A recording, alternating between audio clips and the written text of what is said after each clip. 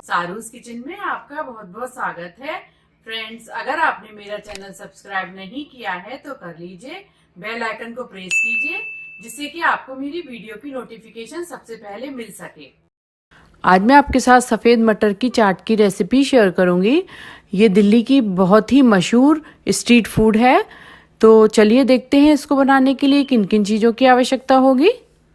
इसको बनाने के लिए मैंने 2 कप मटर ली है, जिसको रात भर भिगोकर रखा हुआ है, जिसको कि मैंने 3 कप पानी डालकर 2 विसिल आने तक बॉईल कर लिया है।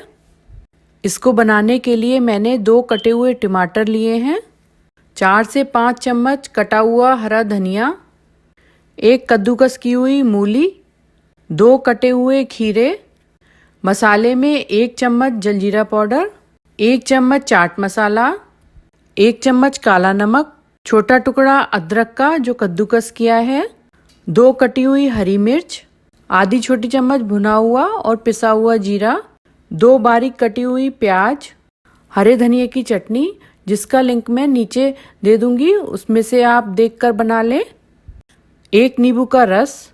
अब हम चाट बनाकर तैयार करेंगे। उसके लिए हम उबली हुई मटर को लेंगे और सारी चीज़ों को उसमें मिक्स कर देंगे। सारे मसाले को भी अपने स्वाद के अनुसार मिक्स करेंगे।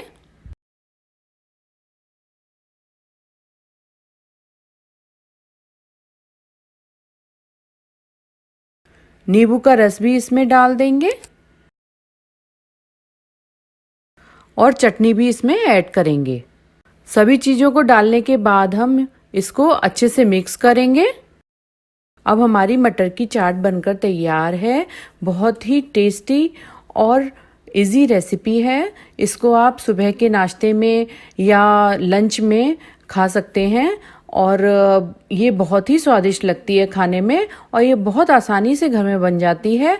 तो एक बार मेरी रेसिपी को आप ज़रूर ट्राई करें और मेरी अगर ये रेसिपी आपको पसंद आए तो लाइक करें, शेयर करें, मेरे चैनल को सब्सक्राइब करें, बेल आइकन को ज़रूर प्रेस करें जिससे कि आपको मेरी वीडियो की नोटिफिकेशन सबसे पहले मिल सके। Thank you.